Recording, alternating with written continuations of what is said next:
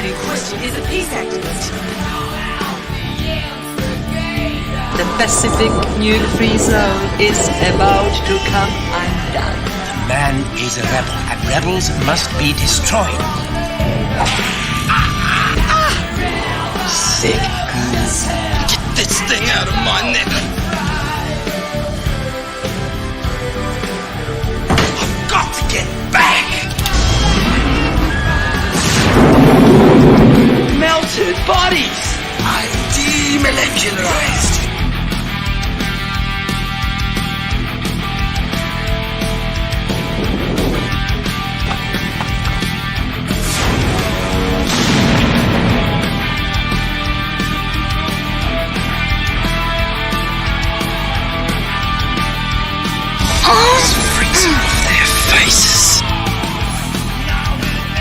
I bet you're the sort of bloke who picks his underpants out of his bum with his finger while he's talking to you.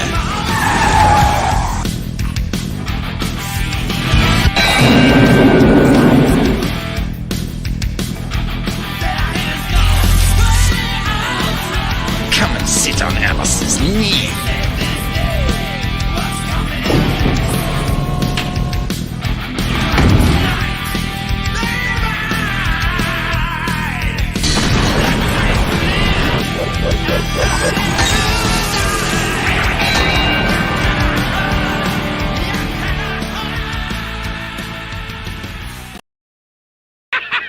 And he will shock you out of your sanity too, when the transfusion of terror is performed by the mad doctor of Blood Island. All of those lives that you think have been wasted in the cause of this experiment actually have brought us closer to that lifelong dream of longevity, eternal youth. I will not give up the work of a lifetime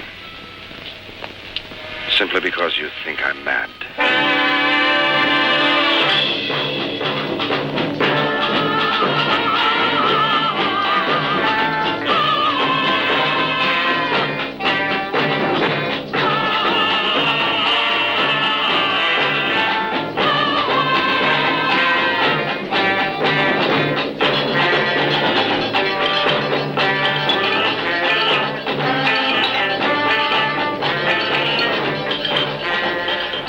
Finally got him aboard, he was half conscious, so we tried to revive him. He turned into a raving lunatic. He killed one of my men before I finally got a bullet in him. What happened to him? He jumped overboard. It was right after sunset. We couldn't find a trace of him. But before he jumped, he bled a lot on deck.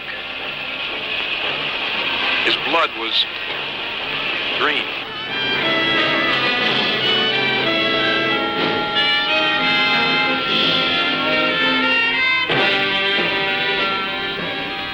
This is a barbaric experience in the most grotesque sense.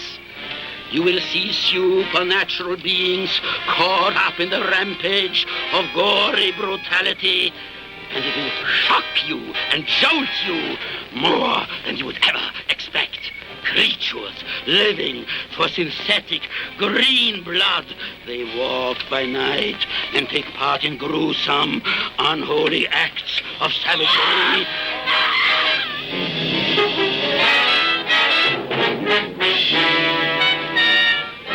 It's incredible. It's unbelievable. But you will witness scenes so frightening that your mind will not be able to accept what you see.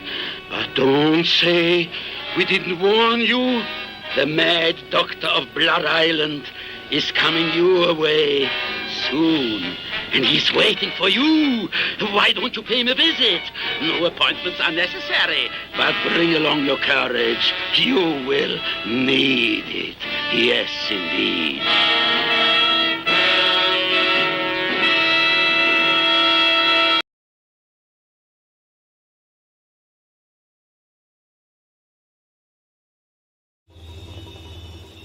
Humanoids from the deep.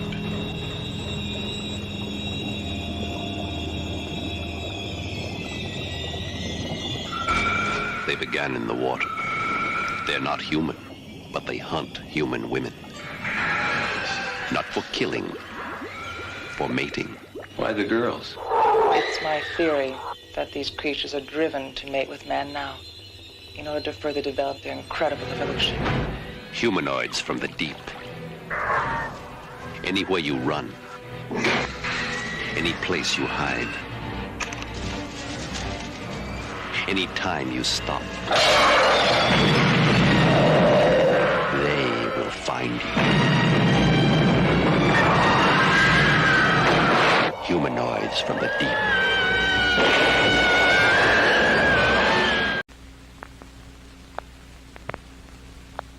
The countdown to terror has begun.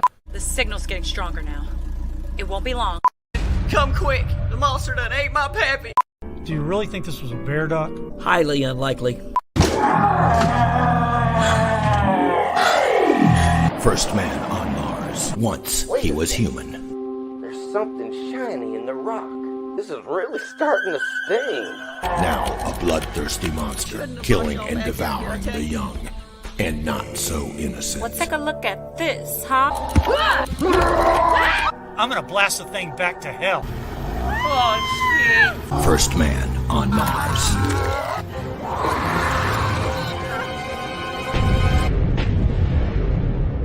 You mean there's aliens out here? Shit, I don't want to get ducted and anal. This film is not rated. Folks, good evening. As you may see on the screen, I'm using my better video camera tonight. So the image is going to be better. The sound may suffer because if I add the microphone, my computer tends to explode.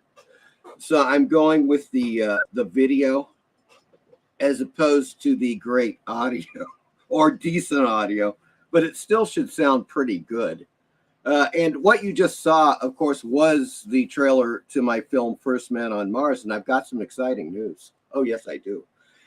I am expecting a package tomorrow, folks. Tomorrow, Saturday.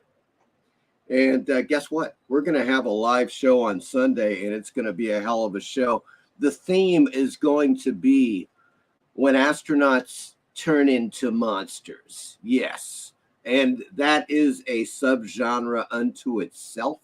Believe it or not, there are at least several films that are quite good that cover that theme. Astronauts go into space. They come back ravenous, bloodthirsty monsters. And that is what we're doing on the Sunday Nooner live, 12 noon Eastern Standard Time this Sunday. I am 99% sure I'm getting some stuff in the mail tomorrow, which will allow me to do this show on Sunday. So it's going to be a good one. You won't want to miss it. I guarantee you.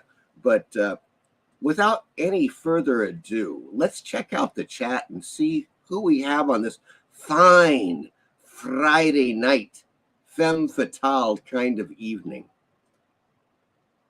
Oh, my Lord. Okay, we've got quite a few here going. Good God. Michael Taylor is on the scene. Hello, Michael Taylor. I hope the sound is all right, guys. It's not going to be that great. It's coming directly from the video camera, which is the only way I can do it to have a decent video. So that's the name of that tune. Easy Comic Reader is here. Hello, Easy Comic Reader. How you doing? Chad M is also here. Hello, Chad M. Good to see you. Excellent, excellent. Fireball Comics on the scene. Hello, Fireball Comics. Good God. And Werewolf by Lunchtime is here. Happy Saturday morning from the future, guys. And you know, Werewolf, there's a kind of a special, I guess you could kind of call it a special Australian thing happening tonight, as we will soon see. It's an Australian science fiction comedy musical that I've never heard of, and it is now on Canopy.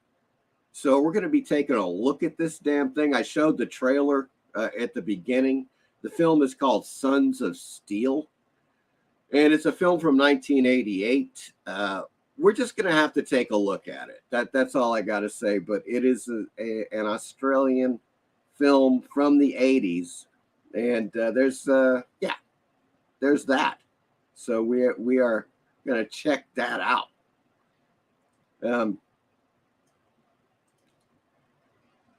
Easy Comic Reader says, "Damn, this movie looks good." Well, I showed several, Easy Comic Reader. I'm not quite sure which one you're referring to, but there were some good trailers. Well, the trailers were as follows: Sons of Steel. There was Humanoids from the Deep, and whatever the hell else I wish. Oh yeah, Mad Doctor of Blood Island. And the last one, of course, was First Man on Mars. My little flicky. Eric Boyd is on the scene. Chud. Hail, Chud. Good Lord. Good to see you, Eric. Eric also says, oh, shoot, I got that one mixed up. Lol. Hail, Horror Mike, good man. Good God, man, how are you? I'm doing fine. Good Lord. Oh, geez, Louise. Okay, I've been inundated here. Hold on, folks. Werewolf says, coming across great. I upgraded my TV midweek as well. Cool. Good. I'm glad that the sound is at least decent for you guys. The picture should be remarkably better because it is not my laptop camera. It is my Canon Vixia, which is quite good, actually. I love that little Vixie. It shoots really great HD stuff. But if I combine that camera with my separate microphone, my computer tends to go blue screen on me. So we don't want that happening. It just can't handle the two for some reason. I'm not sure why. I mean, it's an old laptop, you know. Michael Taylor says, great Sunday Nooner is back. It is. The Sunday show, you guys, is going to be great. I don't think you're going to want to miss it. We are going to be hitting on some films that, you know, they're just a great collection of films. Once again, the theme being astronauts turned into monsters. And there are some awesome films in that subgenre. Eric says, Horror Mike is our Doug McClure. Oh, yes. Good God, man. Werewolf says, I'm unable to catch the Sunday show because it's Monday here and you're at work. That's fine. Werewolf, if you get a chance, you can always watch the replay. You know, I think you'll dig it. Chad says, I watched The Thing from Another World. It was great. I like the plants idea. My only criticism is too many survivors at the end. Yeah, that was, well, there's The Thing. And that was the exact opposite, of course, of Carpenter's The Thing. And Carpenter's The Thing, as I was saying before, is closer to the novella, John W. Campbell's story, 1930s story, Who Goes There? Even down to the characters. The main character in Who Goes There is MacReady. Things are a little different. I mean, he does update some of the characters and so forth. But the basic thing with the alien is pretty accurate, fairly accurate in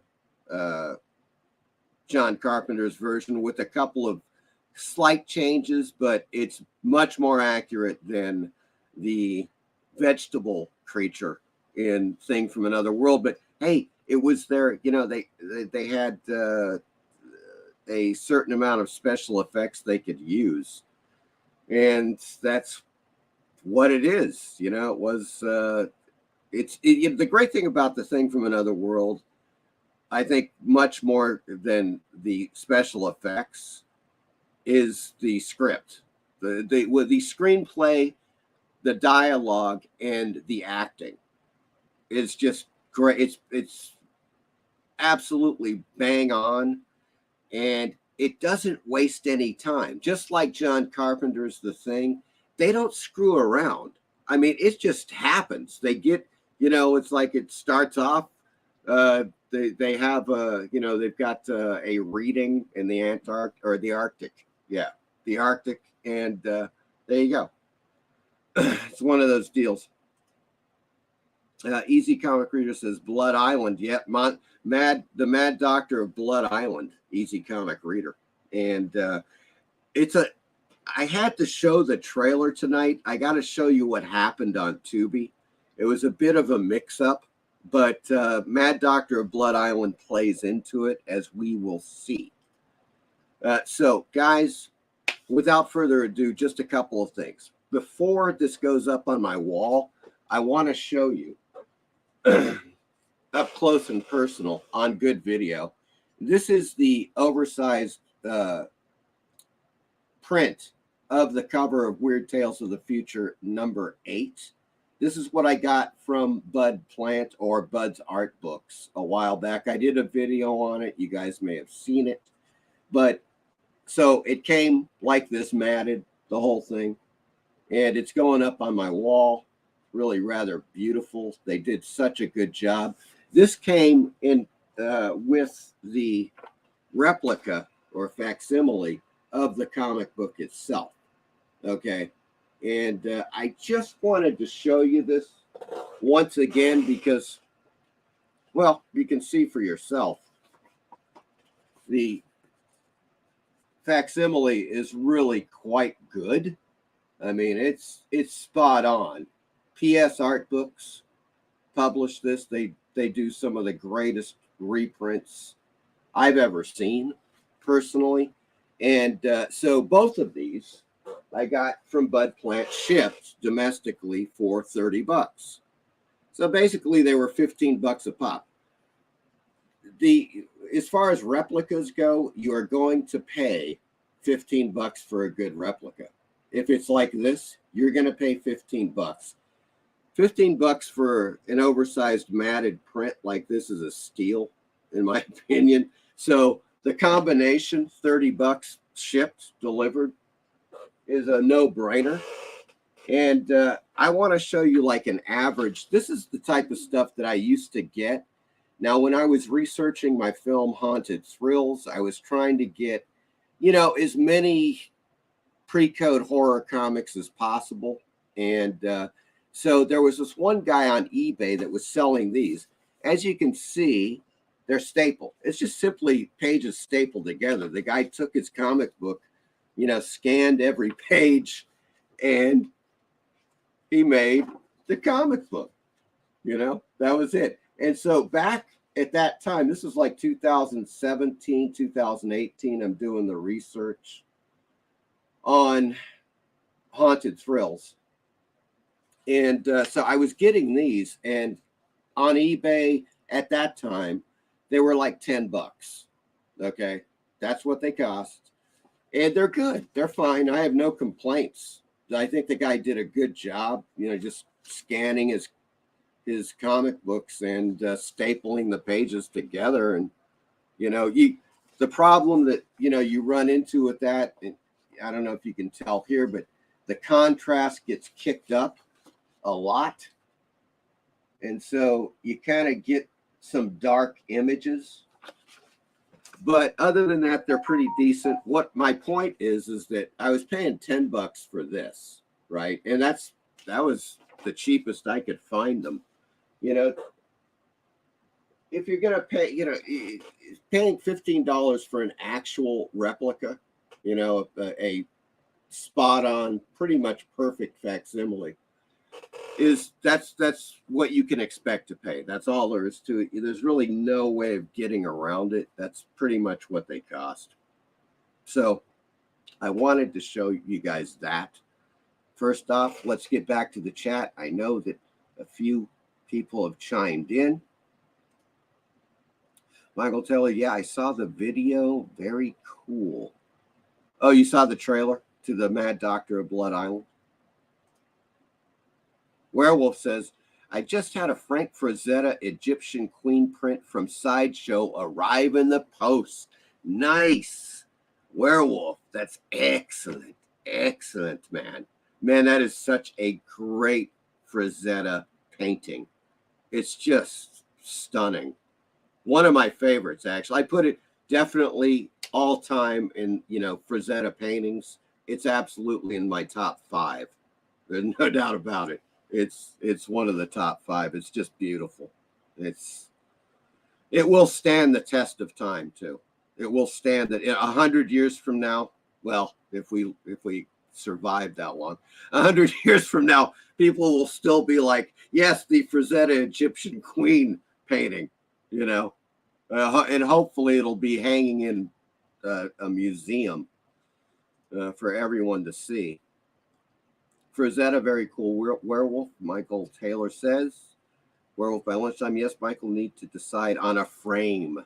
It's always the frame. Okay, guys. So, as I was saying last week, I was talking about the new Lovecraftiana, the magazine of Eldritch Horror, the Omnibus. Well, guess what? I got it. I got that bad boy, folks. I got it, and you're about to see it and experience the 5-pound wonder that is the Omnibus. Here it is, Lovecraftiana, the magazine of Eldritch Horror. There you go, Rogue Planet Press. It's about 600 pages, folks, and it covers 4 issues. Now, these 3 issues, this one, and this one, I have art in. This one, all of the art is mine. The Halloween issue, all of the art is inside, and the cover is mine. So I started looking at this, and now the way that they do it is that, yes, it is, they don't take anything out. It is all 4 issues. It's about 600 pages. And, but as they go from issue to issue, let me show you. They just go, here's the cover to the next issue. So you don't get like the full color cover, which is fine. I can hang with that. But let me show you a couple of things, okay? I just want to show you a few things. Yeah, and some of this mother. Oh, here we go. Yeah, here's one. So this is one that was in, I believe, the first issue I ever sold art to Rogue Planet. And that's I'm trying to get that kind of better there. It's an elder thing there. And I believe that was, yeah, it was 2021.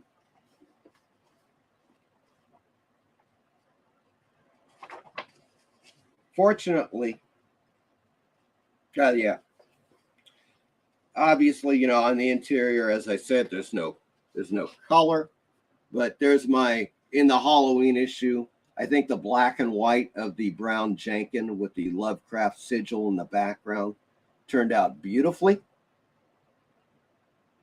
So the reprint's good, as far as I see no difference in the quality as far as the actual black and white reprints of the issues in this massive tome, which is, as I said before, about 600 pages, weighs about 5 pounds. It's a heavy duty mother. So in other words, this covers, I want to say this covers 2021 into 2022. So there you go. It is volume 6. They put out 5 volumes, 5 omnibus volumes before. This is volume number 6. And my art is in 3 of the issues, as I just said. So there you go. I was quite pleased to get this. I think they did a good job with the omnibus edition. And I did put the link in the description, folks. Oh, wait a second. That's no good. I got to do this.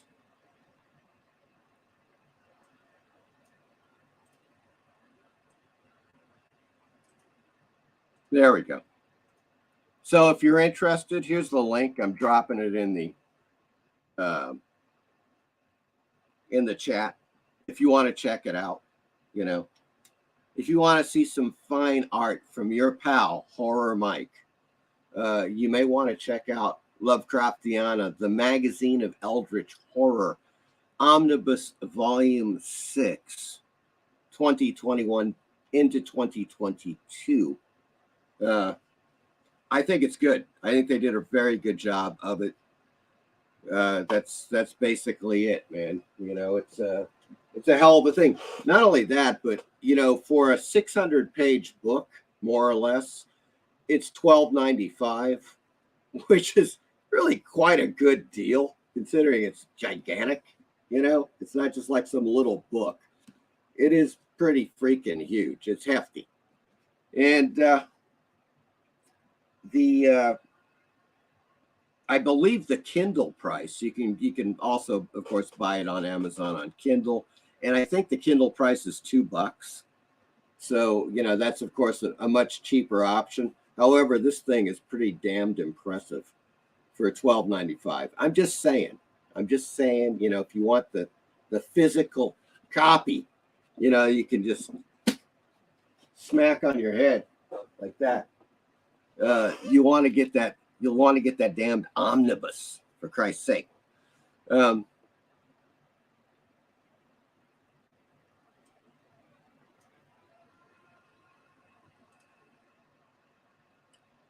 Werewolf says Phalicto pussy. Well, there you go.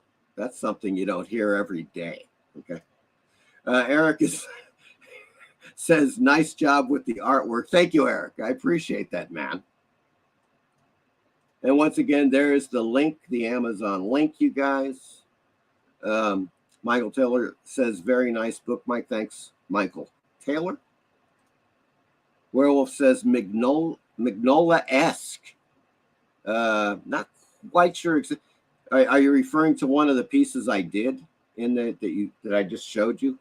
If so, thank you, Werewolf, because I love Mike Magnola. Are you kidding? Guy's great, man. Eric, that is a good price for such a large book. It is. It's stunning, you know. Easy Comic Reader says, yes, $2. Just checked it out. Well, thank you, Easy Comic Reader. I appreciate that, man. Good God. Michael Taylor says $12.95 is a great price for a book like that. It is. I was like stunned because I think the guy could go like $18.95, $20. I mean, it's giant. You know, I don't know, but it is quite the price. Easy Comic Reader says hard to beat a physical copy. And you can also beat people with it, Easy Comic Reader, which is something that is a added advantage.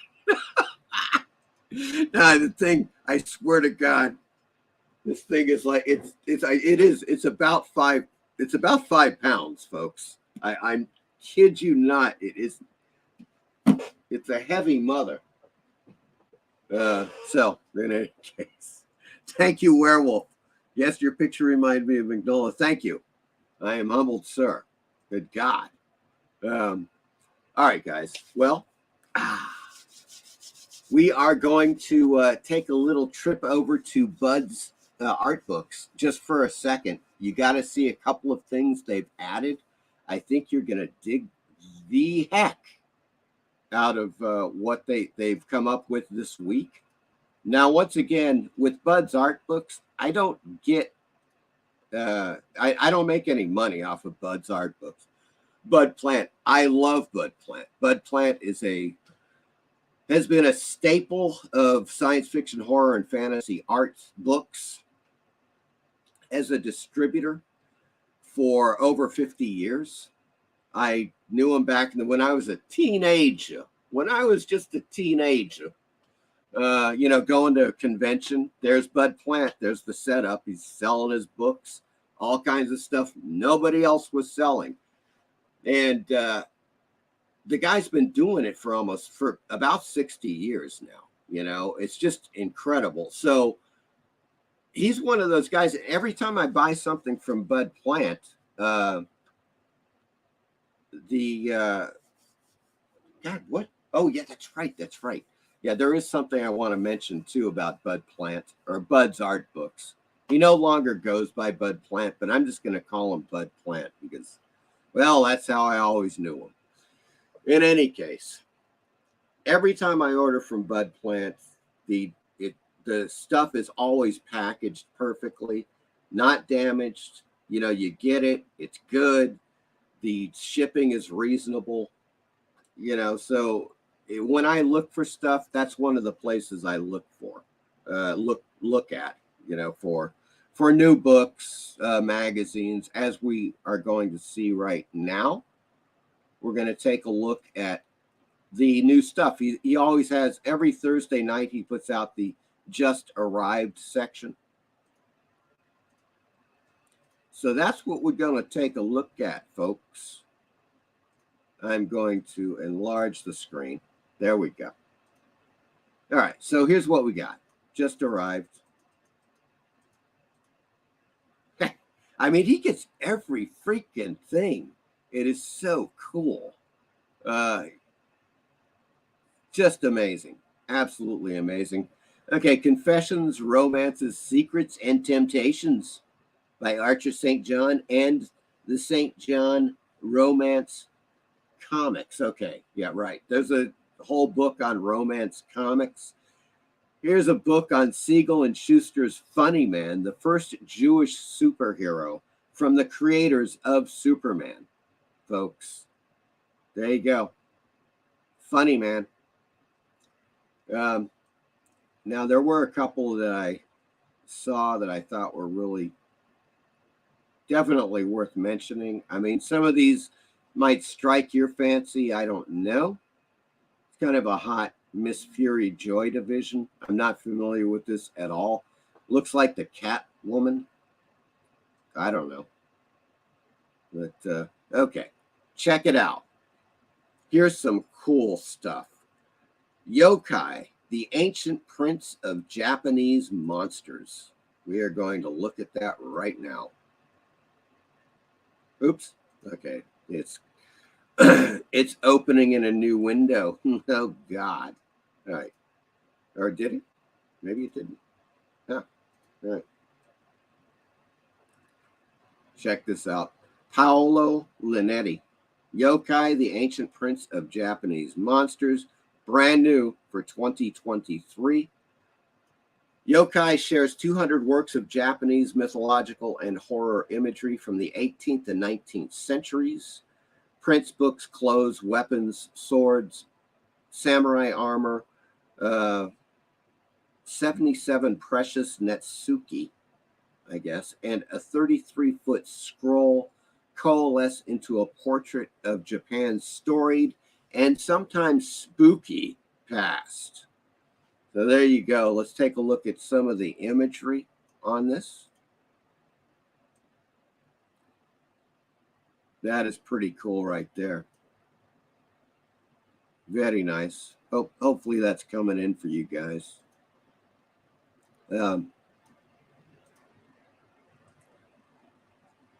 I love this one. This is kind of like, you know, who knows when this, they say 18th and 19th century, so it predates Lovecraft, but there's Lovecraft's Fishman right there abducting a maiden there, taking her into the water.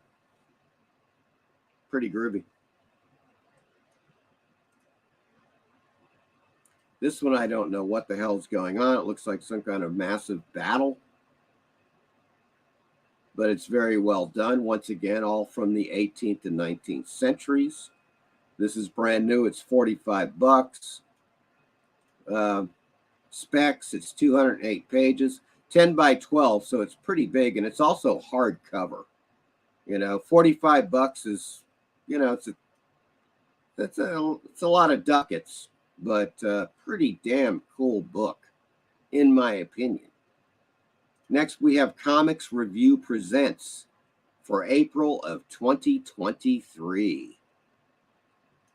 This issue, they have Tarzan, Edgar Rice Burroughs, of course, complete in this issue. Tarzan and the Devil by John Solardo and Dick Van Buren. Complete in this issue, Tarzan by Dick Van Buren, John Solardo. The Phantom, 1978 by Lee Falk and Cy Berry. And Buzz Sawyer, 1971 by Roy Crane. And of course, they have a ton of stuff, which are like, you know, pages of full color Sunday comics and a wealth of black and white features, including Drago by the amazing Vern Hogarth. Man, Vern Hogarth. Flash Gordon by Mac Raboy and Harry Harrison. Yes, that is the very Harry Harrison, Make Room, Soylent Green Harry Harrison, okay, who wrote that, the novel Make Room, which was made into the film Soylent Green with Charlton Heston. Great science fiction writer. So you've got all of these various, Milton Caniff is in here, Dick Moore. Manuscript Press 2023. They do have some pages here. Probably not going to be able to see. There's Steve Canyon. Interesting. Some space stuff there.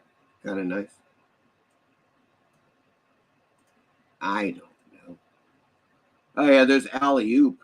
We've got some. So this is definitely, you know, for comic book enthusiasts, this is rather nice. It's $20. It's brand new. Additional information, it's 128 pages, soft color, partial color, 8x10. And that is hot off the presses, folks. Once again, that is Comics Review Presents for April of 2023. Now, before I forget, I'm going to drop the link for Bud's Art Books, the new arrivals, into the chat so you guys can follow along if you'd like. Actually on the page if you're interested. Here's one comics art in China. You don't see that often. And here's Blood and Thunder 2023. I love this pulp cover. That is just some tasty stuff right there. Okay. Here you have the hero back here. He's got the pot. He's ready to throw it at one of these mad doctors. The damsel in distress being taken over to the slab where the one mad doctor, of course, has his knife of some sort waiting to slice and dice. And this is brand new, 2023, $25. Highly recommended. The award-winning Journal of Pulp History enters its third decade with a book-length barn burner special with all-star contributors Robert Sampson, Ron Goulart, Cornell Woolrich, and Rick Lai on the intersection between the works of Robert E. Howard and Robert Bloch. That is interesting. Very cool. Very cool stuff. So let's take a look at the specs. Once again, that's $25. 334 pages. There we go. It is black and white on the interior, but that's a hefty volume right there. 334 freaking pages, man. Nice. Blood and Thunder 2023 special edition. And that's it. This is stuff we covered the last time. So that's what's going on with Bud's Art Books. Let's just get back to the full screen here, and let's check out the chat. I know I've got a few people chiming in on what they've just seen, the amazing stuff from Bud's Art Books, or Bud Plant, as I like to call him still to this day.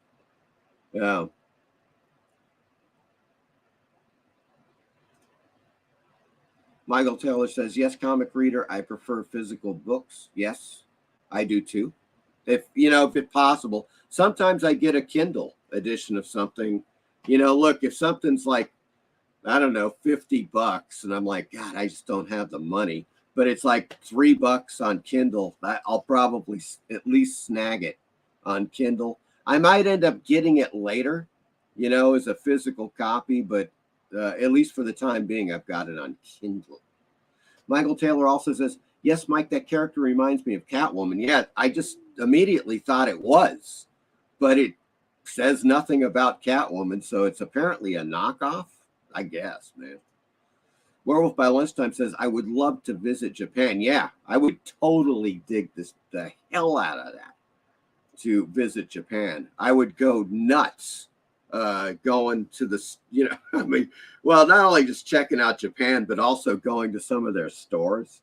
You know what I'm talking about? They've got like amazing, as we do here, comic shops, but they sell all kinds of stuff. Obviously, tons of manga, but they also sell the statues, the action figures that they make, all kinds of stuff that, it gets kind of expensive here once it's, exported from Japan. Michael Taylor says, comics review looks interesting. Yes, indeed. Once again, folks, there is the link to Bud's art books, the new arrivals that we just looked at. Michael Taylor, does comics review come out every week or every month? I believe, Michael Taylor. I think it's a monthly, and it might even be now. It might be a quarterly.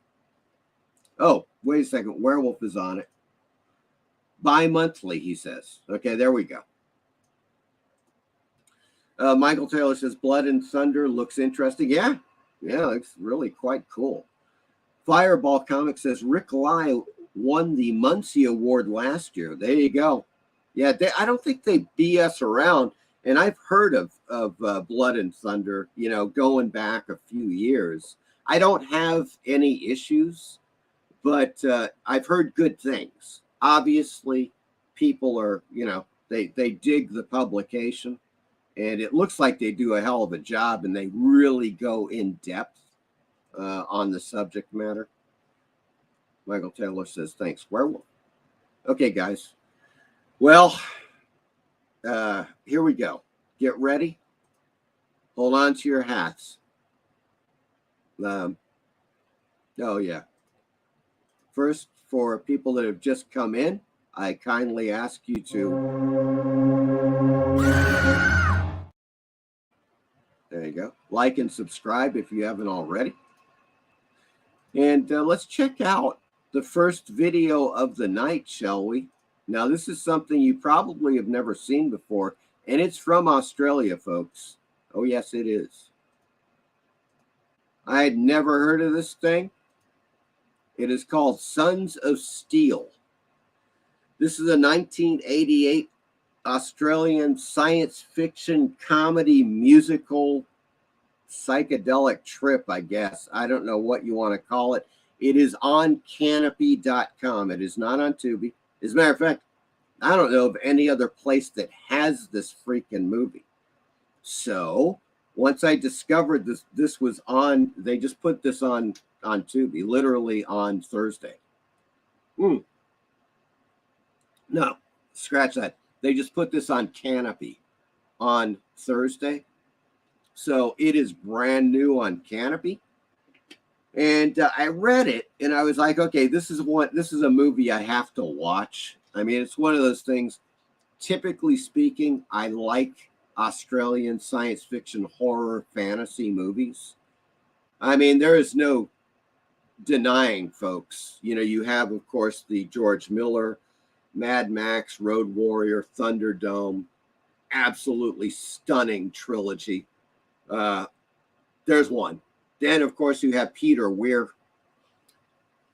What can be said about Peter Weir? The Cars That Ate Paris, The Last Wave, Year of Living Dangerously, Walkabout, Picnic at Hanging Rock. That is Peter Weir. Australia's got really, it's a small but impressive arsenal of films in their history, you know. So here comes Sons of Steel, folks, 1988. And, well, I watched it. I watched it last night, as a matter of fact.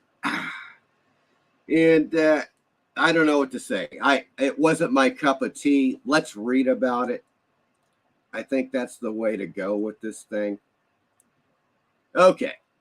What it says, 1988, the nuttiest, wildest, most utterly insane science fiction, time-traveling, rock opera, eco-terrorist action film Australia has ever produced. Yeah, okay. Sons of Steel is a no-holds-barred kick to the cerebral cortex. Once you've seen it, you'll never be quite the same. Well, I don't know. You may find it that way. I did not. Matter of fact, I didn't like it very much at all. I thought it was incredibly disjointed. It just seemed like the lead character, this guy who sings a lot, this cat here, is Black Alice. That's his name in the movie. And he's a rock and roller. And he ends up like doing these songs and he's singing, and it's just not very good. That's all I can say, man. It's just not that great. However, there are some fine females in this film. Fine femme fatales. Okay? I'm going to backtrack a little bit and say that, yes, the film is kind of worth watching for these amazing Aussie women. And we're going to take a look at the trailer right now, just so you can check it out.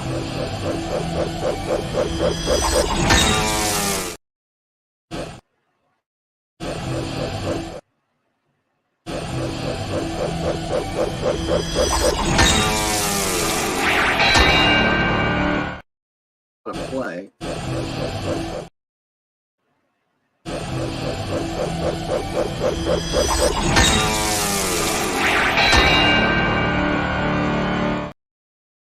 Okay, does not want to.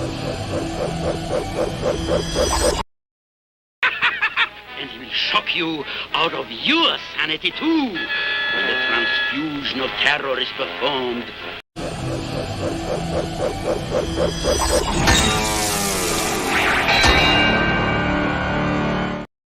That's odd, folks.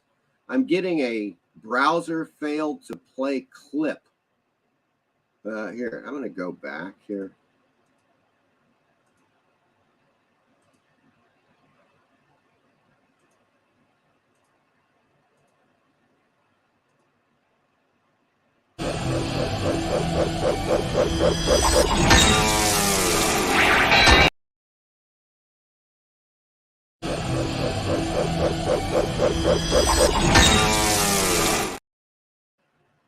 That is really weird. I'm getting a complete failure across the board to play videos, to play trailers. It's saying browser fail.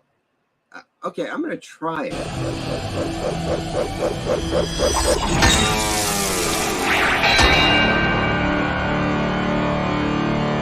Black Alice, the man in question, is a peace activist.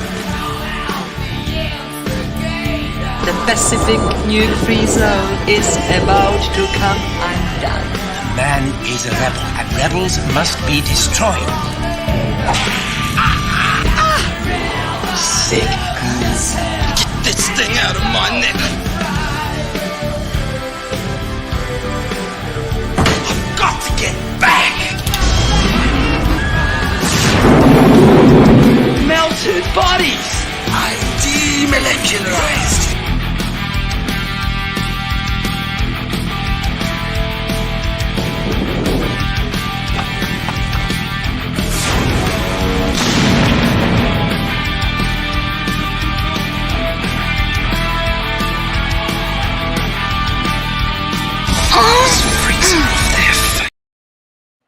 Okay, folks, how many of you saw that? In my browser, it just simply said browser failed to play clip. Was it showing the Sons of Steel trailer on there? Do you guys see any of that trailer? God, I hope so. That was quite bizarre. Okay, good. I don't know what's going on. It's not playing for me. My browser is screwing up on me. So I'm just going to have to trust it when I click it to play.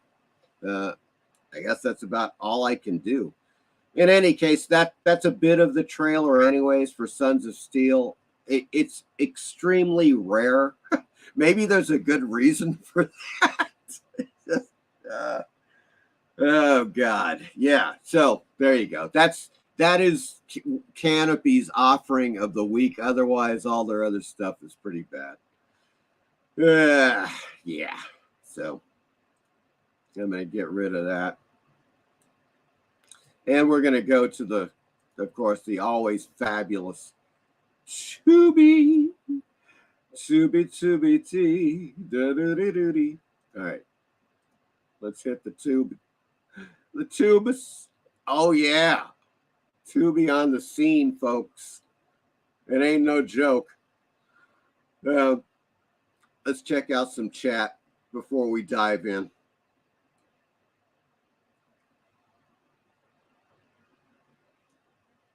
Michael Taylor says Tubi added one of the great movie comedies, The Joik. Excellent. I may add that for next week. Michael Taylor? Michael Taylor, Tubi added one of the great... Okay, you just repeated yourself? Okay, well, that's fine. Or there's an echo in here. One of the two. You're killing me, Smalls.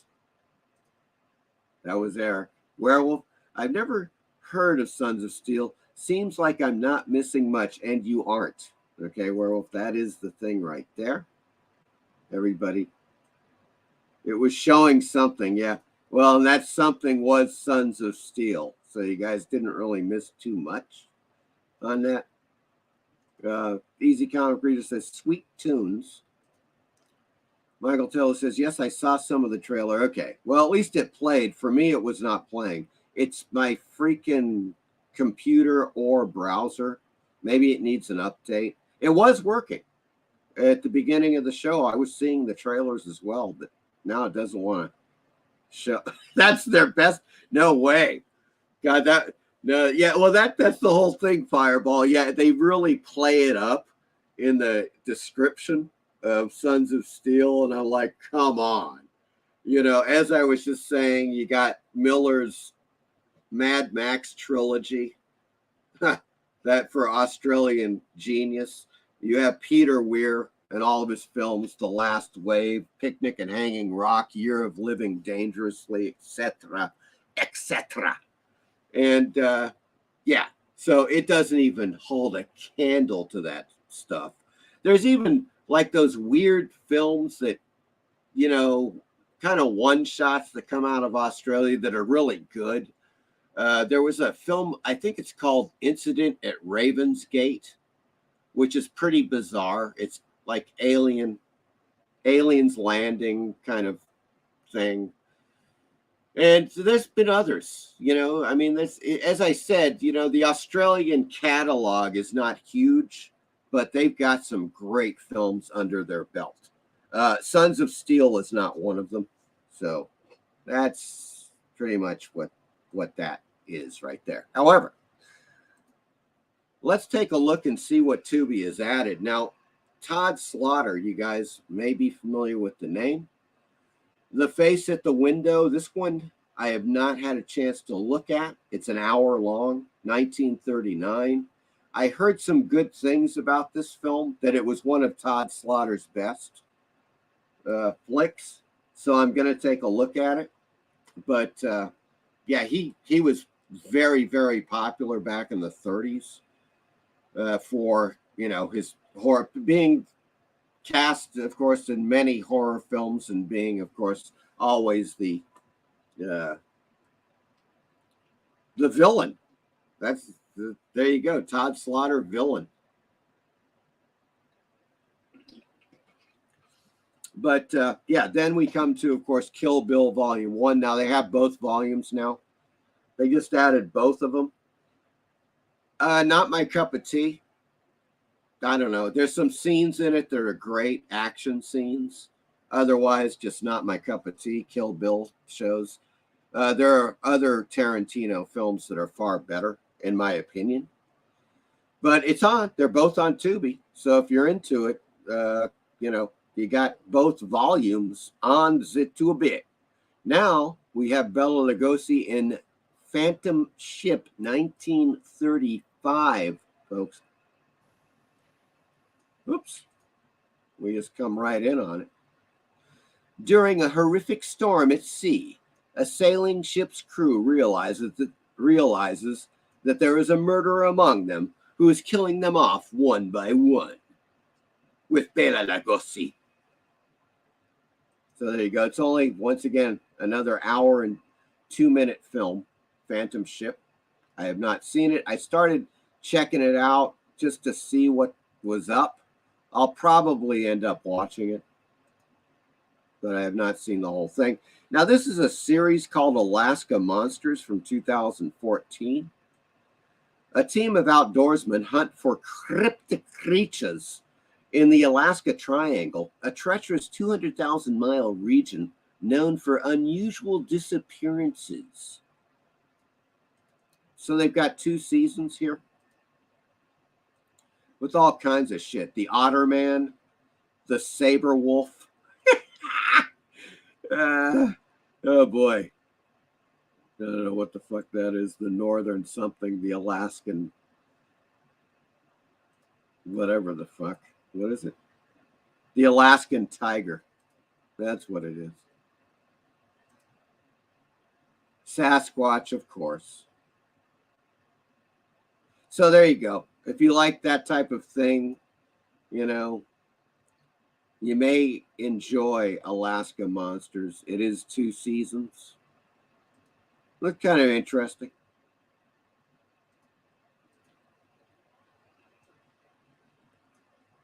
Next up, now Michael Taylor mentioned this. I have not seen it yet, but I plan on it. It's on my list. Of course, Lamborghini, the man behind the Legend 2022. Oop, they're going to start doing that shit right now. All right. This thrilling high-speed biopic reveals Ferruccio Lamborghini's dream of making the world's fastest car and beating rival Enzo Ferrari to it. There you go. 2022, folks, right there. Lamborghini. You might find that very interesting.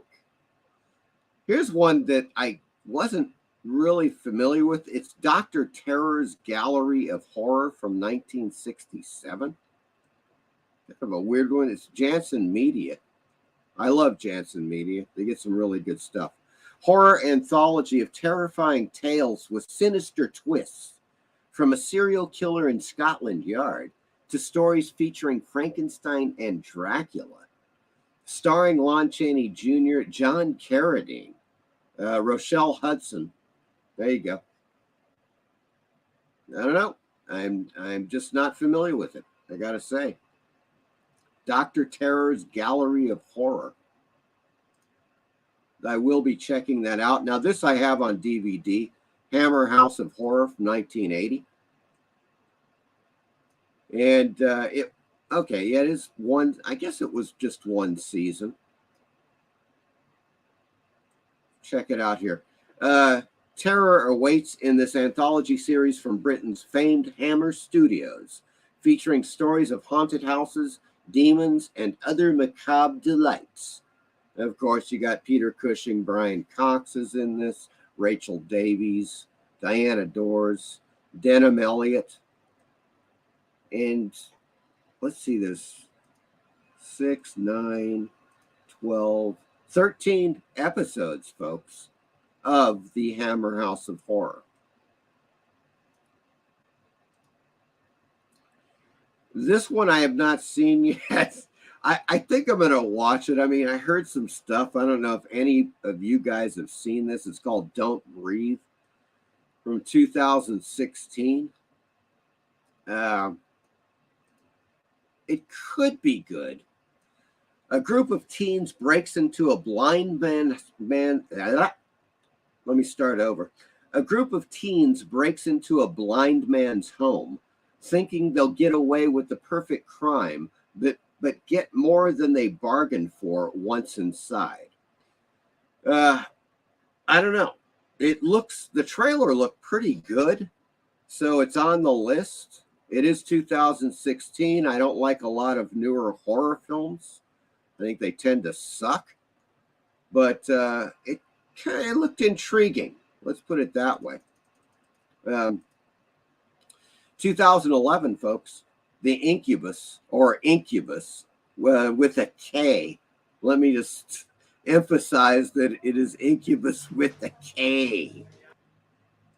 And the standout of this whole thing is that it stars Robert Englund and William Forsythe. Also, Jonathan Silverman is in this. A group of cops is outmatched when a visitor arrives at their station, a centuries-old demon with a taste for blood and a huge score to settle. So there you go, Incubus, 2011. And I saw it when it came out. It must have been 2011, 2012, so at least 10 years ago. And I liked it. I mean, of course, I tend to like most of the stuff I see with Robert Englund in there. I mean, especially if he's taken the lead role. And of course, he has the lead role in this. So, Incubus. Splatter Beach. Oh, I've seen this one. Yep, I've seen this one all right. Splatter Beach, 2007. This is the Polonia brothers. John Poloni and Mark Polonia.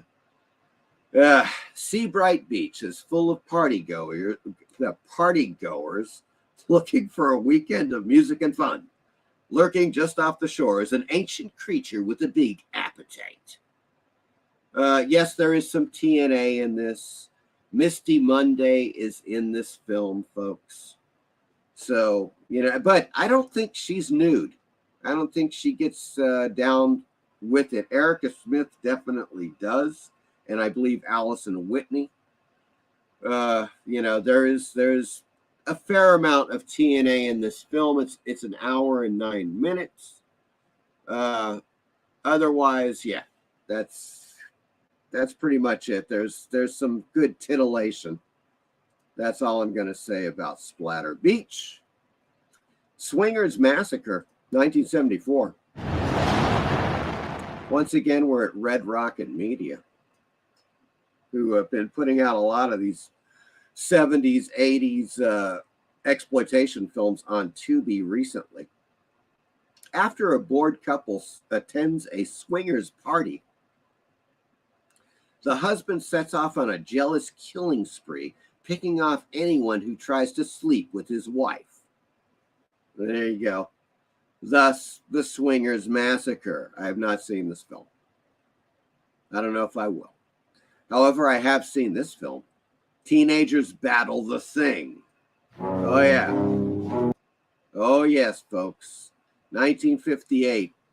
A hulking, hairy monster in suspended animation comes back to life and wreaks havoc on an archaeological field trip taken by high school students.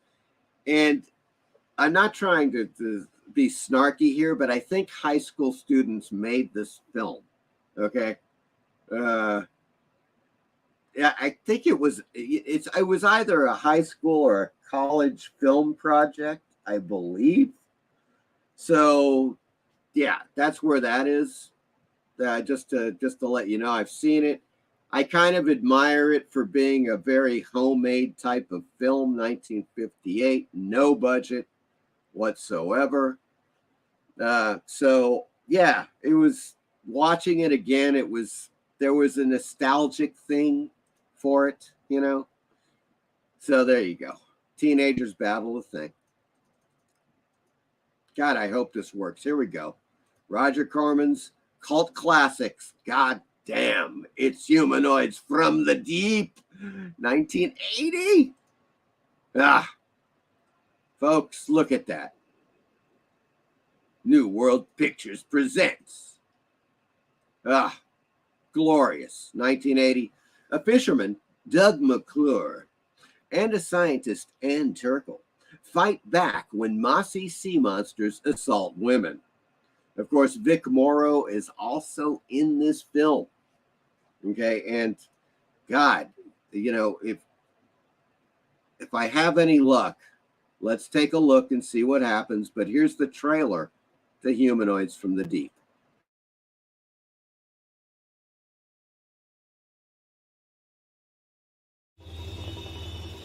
Humanoids from the Deep.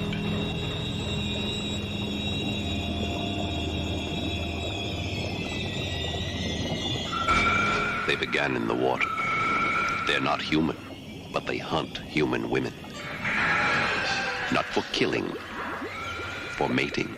Why the girls? It's my theory that these creatures are driven to mate with man now in order to further develop their incredible evolution. Humanoids from the Deep. Anywhere you run, any place you hide, any time you stop, they will find you. Humanoids from the Deep.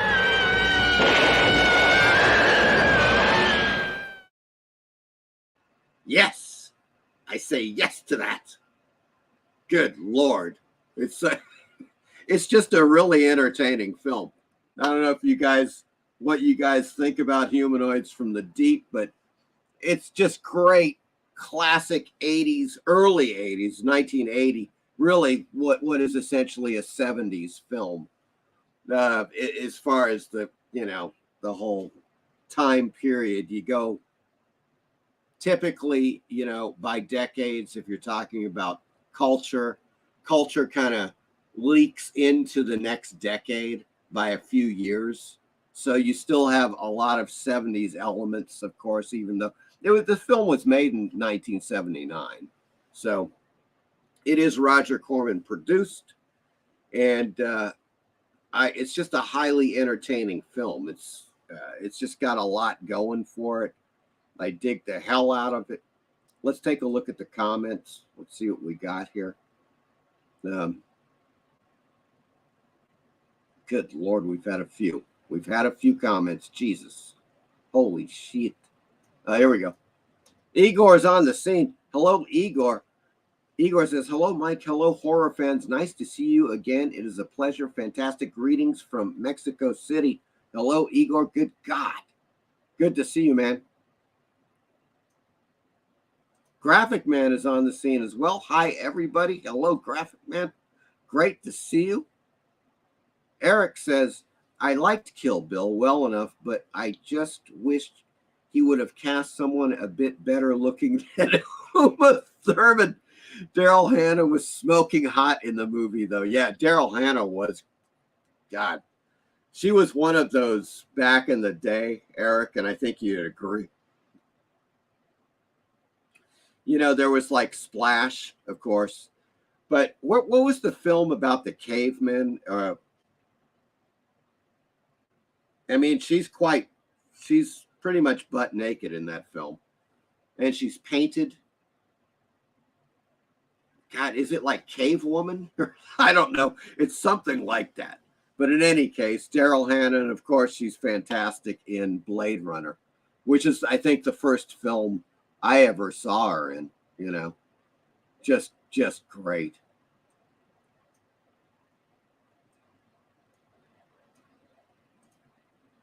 Werewolf by Lunchtime says, why is Scotland Yard in London? Oh, there's a question for you right there. I have no bloody idea. Good Lord. Werewolf also says, Diana Dors was in the Adam and the Ants video Prince Charming. Man, these chicks make it. Werewolf, we were just talking about this. I believe it was Carolyn Monroe. That's all. Carolyn Monroe is in the Goody Two Shoes Adam and the Ants video. So you got Diana Dors in the Prince Charming video. They got the babes. Okay, let's just put it that way. Adam and the Ants got the babes. There is no doubt about it in their videos. Oh yeah, there we go. Eric says something to this effect. I am sure you also know Carolyn Monroe was in Adam Ant's music video Goody Two Shoes. Yes, and you may have brought that up last week, Eric. Somebody did. I think it may have been you. Fireball says, I thought Humanoids was a fun film and it had nothing to do with the babes in it. Nothing at all. Really? Yeah, I know. Exactly. It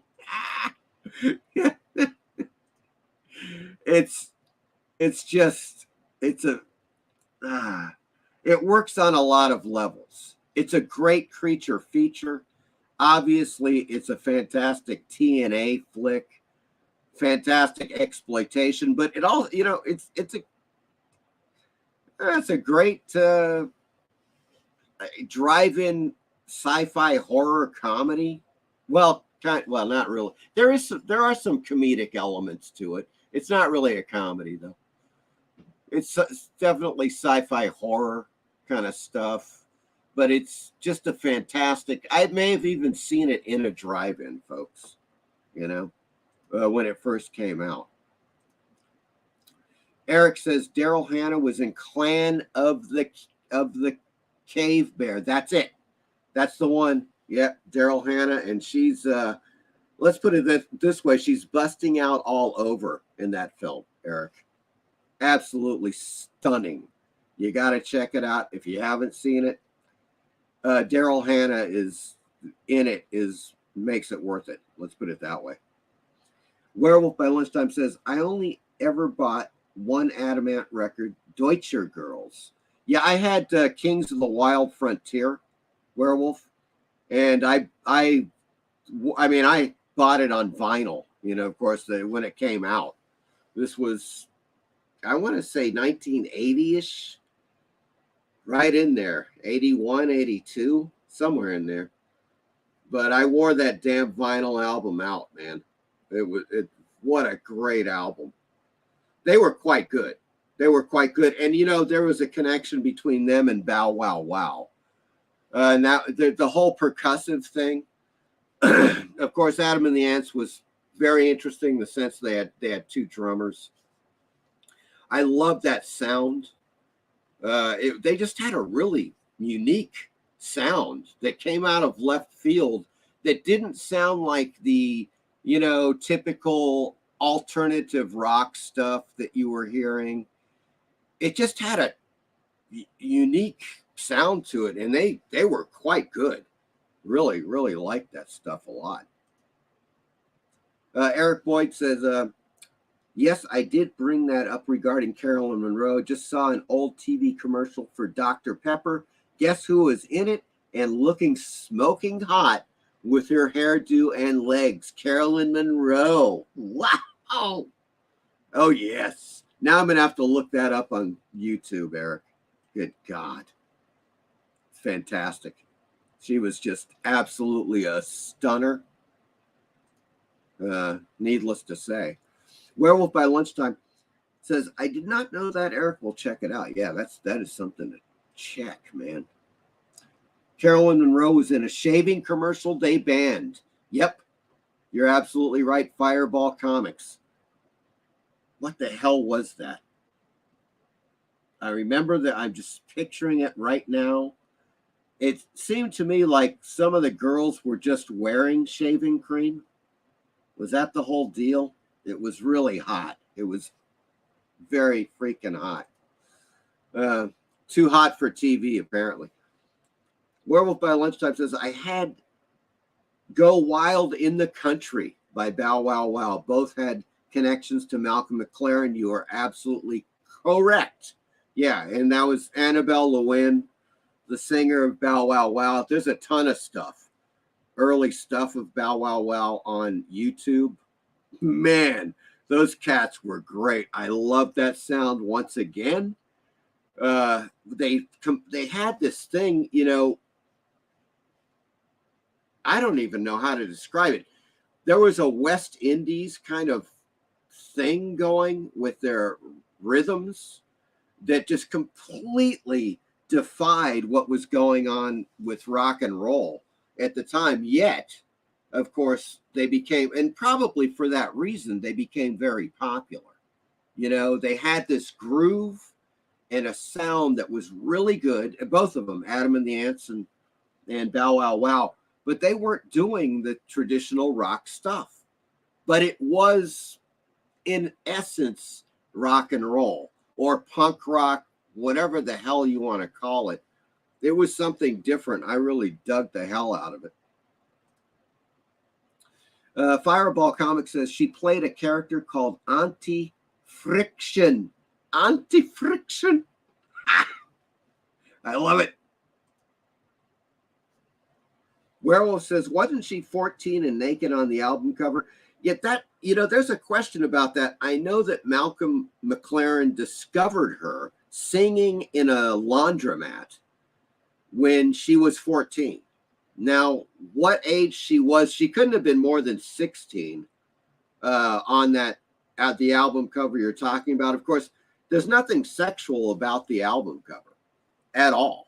They're just, the whole thing about Bow Wow Wow, and that, especially at that time, Go Wild in the Country was like rejecting everything from society and literally living in the country and killing your own game and eating it.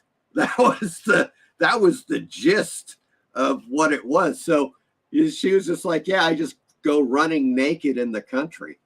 That was the whole deal, you know. And what can be said? She was young. Yeah, she was definitely, at that point, she was no more than 16, although they lasted for many years. And there's a video on YouTube. It's a live show they did. I want to say like 1980-ish. And she says they interview her during this live performance. And she says at the time, she's like, yeah, I'm 16 now. Like, Jesus Christ. I mean, talk about, that's about as, you know, as far as getting into the whole rock and roll scene, that's as young as it gets right there. That's pretty much it. So, in any case, Humanoids from the Deep, folks. Absolutely fantastic. I love it. I just love it. I'll probably watch it again soon. This is one of those films. It just works on a lot of levels. Roger Corman was really, from the 50s through the 80s, he was just kicking butt. If he wasn't directing films, he was producing some fantastic low-budget films. I think he's just, for me, one of the icons of cinema. There is no doubt about it. You know, and a lot of his stuff, especially his earlier stuff, it was completely influential in, for instance, for First Man on Mars. There's no doubt about it. It's, you know, I've Corman on the Brain, pretty much. Evil in the Woods, 1986, comedy, fantasy, horror. A young boy checks out a book titled Evil in the Woods from his local library. Well, at least he's checking out books from his local library. That's a plus. And gets sucked into a strange world set in Mildew, Georgia. Okay? Yep, you heard that right, folks. Mildew, Georgia. Evil in the Woods, 1986. I plan on watching this, definitely. Never heard of it. Of course, I have seen this, probably saw it when it came out. 1977. Look out, folks. Here come the tentacles. Oh, yes. Oh, man. It's angry. It's hungry. It's extremely well armed. A giant marine menace is descending on a quiet seaside town to turn it into a one-stop snack shop. That is like one of the greatest descriptions I've ever read on Tubi. What a cast. Get this. Claude Akins, Henry Fonda, Bo Hopkins, John Huston. Okay? Yes, you heard that right, folks. Claude Akins, Henry Fonda, Bo Hopkins, John Huston. In this freaking movie, 1977, it's just Jaws with tentacles, basically. Kind of like where it's at. But, yeah, it's on my list. I'll probably watch it. It's literally, it has been that long. It's been 40 plus years since I've seen it. So, I don't know. We'll see. Time Changer 2002. Now, this one is kind of freaky. Check this out. I put this up here. Now, it's granted, well, it's 2002, so it's 21 years old. Time Changer. A Bible scholar living in 1890 climbs aboard a time machine to see how the book he wrote will affect future generations and is stunned by the results. Okay. Gavin MacLeod, Hal Linden, and Jennifer O'Neill are in this film. Okay, folks, I saw the trailer. I'm still interested. I'll probably watch it. It is a kind of low budget, but they've got some good actors in the film. It's an intriguing sounding concept. Time Changer. Never heard of it. So that's on the list. Let's put it that way. And of course, as I was saying earlier, here's Kill Bill Volume 2, which is just brand new on Tubi. And Fright House, 1989. Got me on this one, man. Fright House. This B horror film anthology features 2 stories about witches getting ready to meet the devil and a school teacher who never ages. And Al Lewis is in this film, believe it or not. Dwayne Jones. And if I'm not mistaken, it's Dwayne Jones, the guy, the black actor from Night of the Living Dead. Pretty damn sure that's Dwayne Jones. Yes, it is, because they have Night of the Living Dead listed here. And I'm pretty sure that's Al Lewis. Gotta be. It's gotta be Al Lewis. From, the Munsters, right? Oh, good Lord. Hold on. I gotta kill this. There we go. Nice titles, though. I like that. Fright House. That's pretty cool looking. I don't know this film. 1989, this B horror film anthology features 2 stories about witches getting ready to meet with the devil and a school teacher who never ages. Yeah, okay, I just read that. I don't know. I'm losing my mind. But in any case, that is Fright House from 1989. Now, here's the thing, folks. As you see, you can clearly see here the picture, the poster, if you will. Mad Doctor of Blood Island. Gruesome beings living and lusting for bizarre pleasures. It all looks so good, And then I scroll down, it's like The Revenge of Dr. X. It is not the Mad Doctor of Blood Island, folks.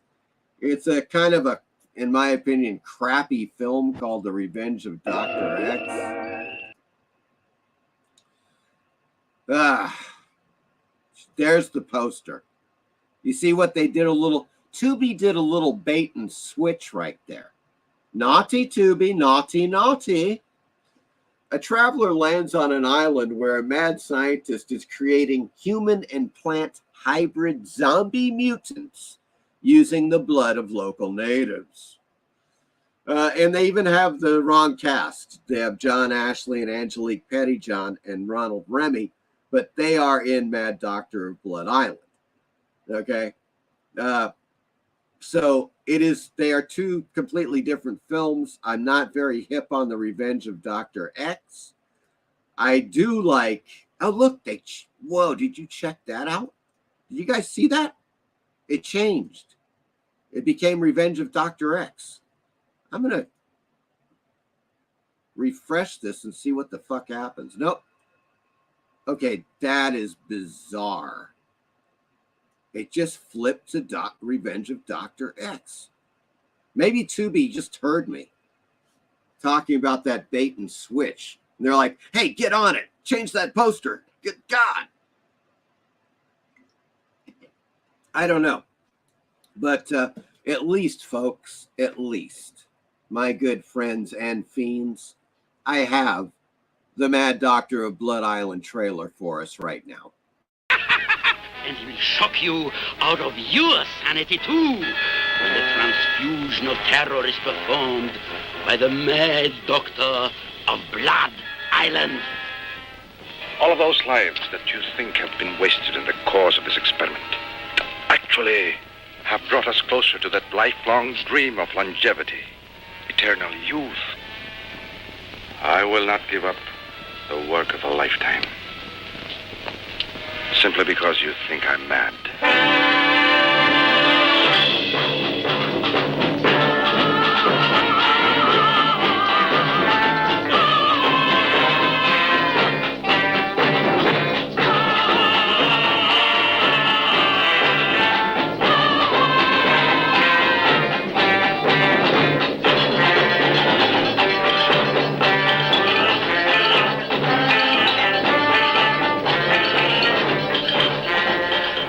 Finally got him aboard, he was half conscious, so we tried to revive him.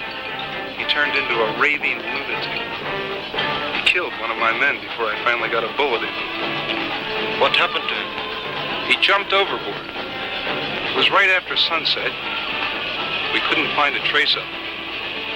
But before he jumped, he bled a lot on deck. His blood was green.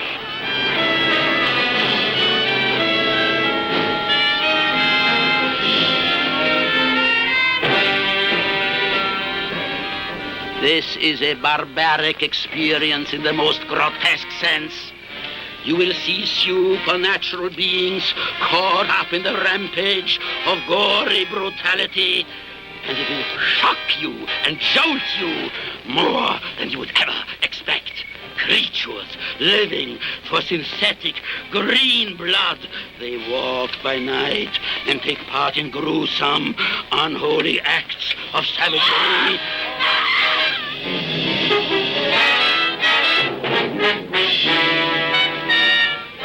It's incredible. It's unbelievable. But you will witness scenes so frightening that your mind will not be able to accept what you see.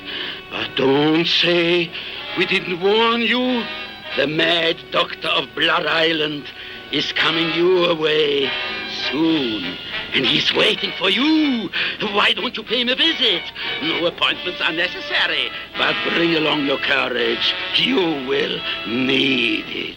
Yes, indeed.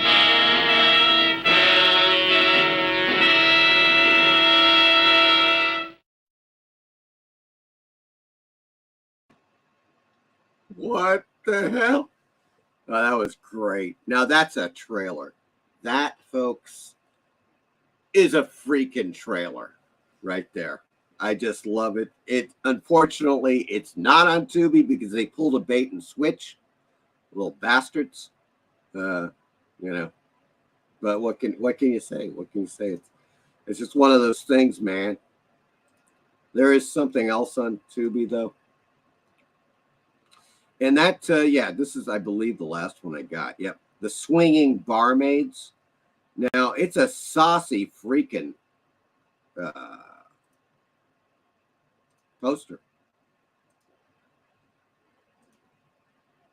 Let me see if I can get that in there.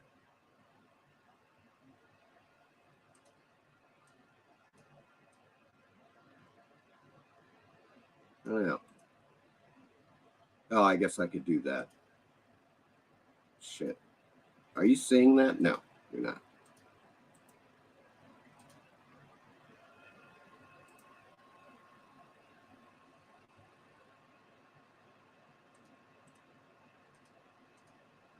I just want to get a closer, bring it up for a closer look here. Because it's pretty saucy. I like it. I like it a lot, folks. The Swinging Barmaids. Oh, yes. Now, I have not seen this film, but if this is in the movie, I'm watching it. That's all I'm saying right now. That is just too saucy to pass up. Yeah. Yep. And yes, I'd like to be the guy on the floor here. That would be fine. That would be absolutely fine. But Swinging Barmaids, it's a 1975 film. Naturally, once again, Red Rocket Media. Crime drama. As waitresses at a popular club start to die one by one, a detective tries to track down the deranged serial killer who is hiding in their midst. There you go, starring a bunch of hot babes. That, that once again, if they're all in the movie, I'm all for it. I'm going to watch this film. It's The Swinging Barmaids, now on Tubi, folks. And that ain't no joke right there. Okay. Now let me just get back to the comments. Let's see what we've got here.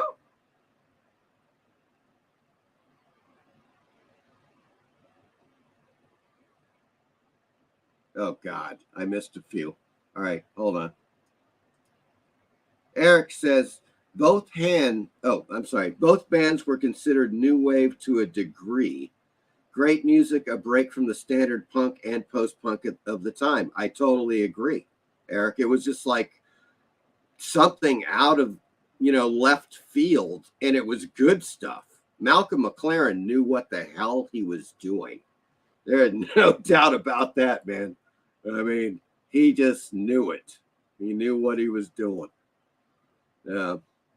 Jacob is on the scene. Hello, Jacob. Good God, man. Good to see you. Good Lord. Michael Taylor says, Tubi has a cool doc about the Wrecking Crew. Very fascinating. The Wrecking Crew. I think I saw that in there, Michael Taylor. I'm going to have to check it out. Easy Comic Reader says, yes, Michael Taylor. Wrecking Crew is thumbs up. Michael Taylor, I thought the character on the poster looked like Al Lewis. Okay, what? Huh?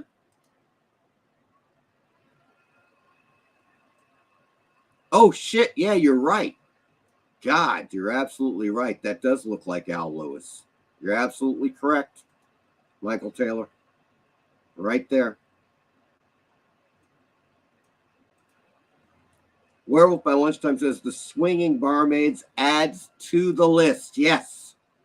There's no doubt about that. Michael Taylor says Tubi has this rare video about this theme park. The monsters make an appearance. Interesting.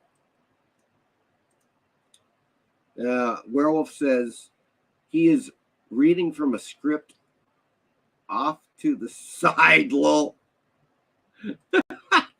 And Werewolf says, I like my barmaid swinging. Yes, yes, indeed. The Swinging Bar Babes. Yeah. There's no doubt, man. It looks good.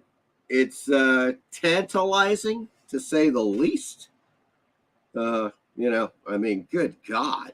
It's absolutely fantastic. For those who have joined recently, I just want to put up a reminder.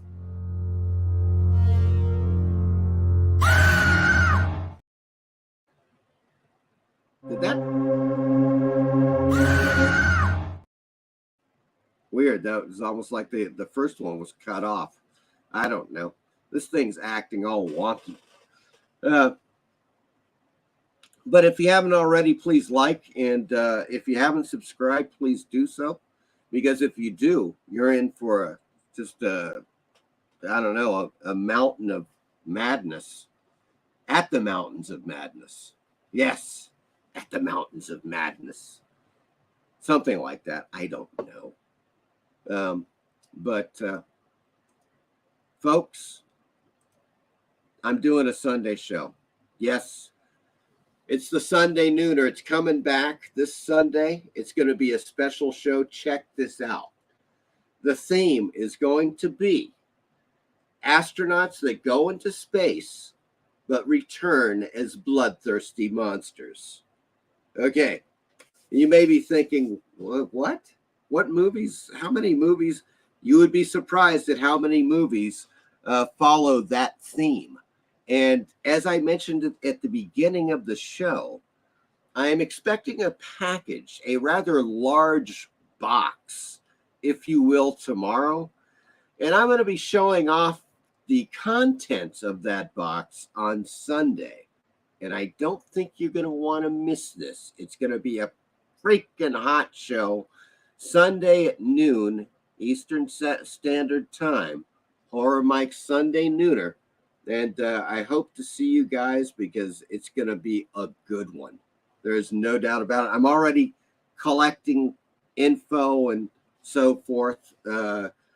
I think you're going to be pleasantly reminded of some of the films that have been, come out over the last, let's say, well, since the 60s anyways, or even the late 50s, that have to do with astronauts that go into space and they return, ravenous, bloodthirsty monsters. And it's kind of a nice, it kind of coincides nicely with Mr. Eli Musk.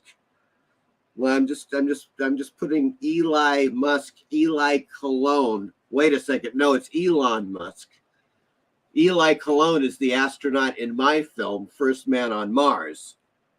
I think you see where I went with the film. Okay. And yes, I went there. Eli Cologne became the first man on Mars, but something went terribly wrong.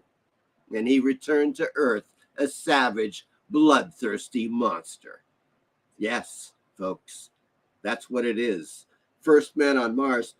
Of course, I am straight up congratulating Elon Musk on his test flight of the Starship, the Starship test flight.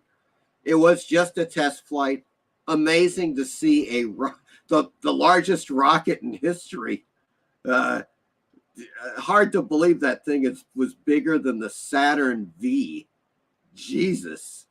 I mean, folks, the amount of thrust that you need to get a rocket like that into space is, it's just almost unimaginable. Apparently, it destroyed the launch pad. That's what I understand. I had read something where, that thing was just blown up, basically. But it was, once again, a test flight.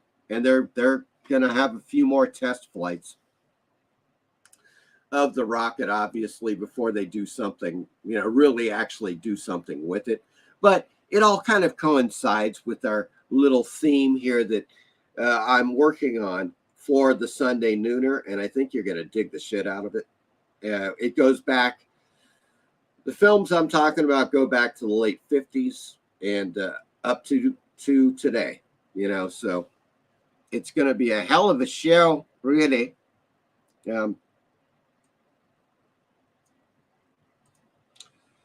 Werewolf says, we'll definitely watch the replay.